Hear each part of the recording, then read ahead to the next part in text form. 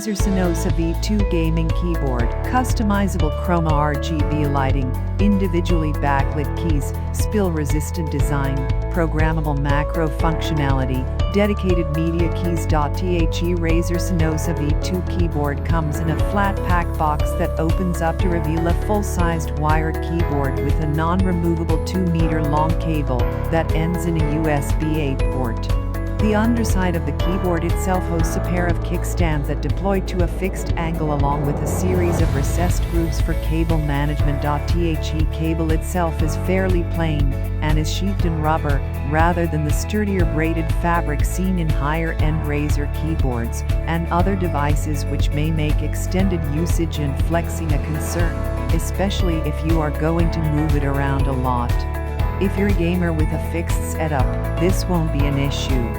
In terms of build and design, the Razer Cynosa V2 somewhat resembles the commonplace stock keyboards that are typically bundled as part of OEM PC setups, with an external casing made of matte black ABS plastic and shiny black keycaps. The key telltale sign that this is Razer issued is a subtle monogram at the base of the space bar, and also when you turn it on, when it starts glowing in every color of the rainbow. The Cynosa V2 is about as well lit as a gaming keyboard comes. I've found membrane switches help diffuse the light coming from beneath keycaps better than on many mechanical key switches, and sure enough, the lighting here does a great job of fully illuminating the legends on each key, making it easy to see secondary functions on all of the keys in the dark. The RGB lighting here is fully customizable on a per key level and has many game integrations to let Razer's software automatically change the lighting to match a game's controls. Razer has a few extra perks in the Cynosa V2. One is water resistance, which I've seen on the likes of the Corsair K68 RGB. However, just like Corsair's keyboard, I don't see too many ways for water to easily drain from the keyboard once spilled in. Beyond that, Razer has included 3-way cable routing and adjustable legs that can raise the keyboard up to 2 different heights, which together make it easier to set the keyboard up however desired. There are also now dedicated media controls, where the original Cynosa Chroma only had status lights. The Cynosa V2 relies on Razer's Synapse 3 software for customization, which is both a blessing and a curse. The software is easy to use in general, but Razer has compartmentalized its various features, so it requires different modules in order to access different functions, such as advanced RGB lighting customization. It's not a deal breaker, but it can feel excessive if this is your only Razer peripheral. The Razer Cynosa V2 is up to snuff when it comes to gaming. Haters will hate on membrane key switches, but I find they actuate just fine, and I don't notice any delay while twitching my way through Overwatch's Total Mayhem game mode at 144 FPS. I've found Razer's design actually has an advantage over Cherry MX style key switches. Wobble. Rather, it's the lack of wobble. Razer's keys slot into a square sleeve that lets them travel up and down with almost no play. With my fingers resting on top of the keys, they don't wiggle around and tilt like the keys on many mechanical keyboards.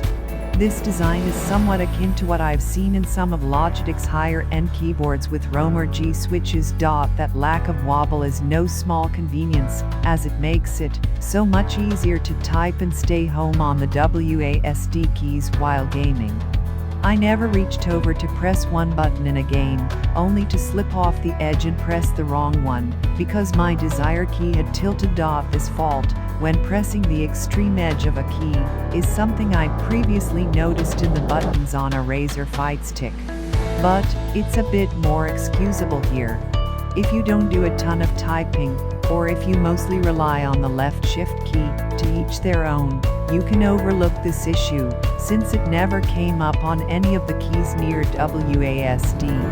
But if you do type a lot, there are few things more enraging than a keyboard that incites typos. As mentioned, the Razer Cynosa V2 uses a membrane key switch, which gives it a softer key feel and quieter keystroke than typical high-end mechanical gaming keyboards. for most of the keys, this isn't too big an issue. I've actually found plenty of membrane keyboards every bit as capable as their mechanical counterparts, though the 50 million keystroke promises of many mechanical keyboards isn't made by Razer for the Cynosa V2.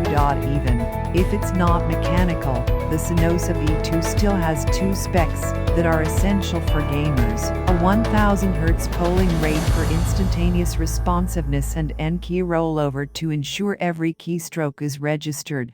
Anti-ghosting is missing, but this shouldn't be as much of an issue thanks to the presence of the N-key rollover. The Razer Cynosa V2 has plenty going for it, and makes the most of its membrane key switches. There are a couple faults in its design that make it troublesome outside of gaming, but it shines in the thick of battle. At $50, it's easy to recommend for anyone seeking consistent gaming performance. The number one best-selling gaming peripherals manufacturer in the U.S. Source: the NPD Group Incorporated, U.S. retail tracking service. Gaming designed keyboards, mice, PC headsets, and PC microphones based on dollar sales, January 2017 June 2020 combined. ALL around gaming performance, able to execute up to 10 commands at the same time with built-in key rollover, anti-ghosting.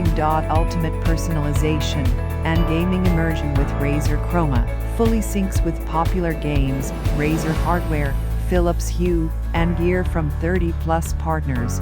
Supports 16.8 million colors on individually backlit keys. Spill-resistant design, built to withstand most accidental liquid splashes.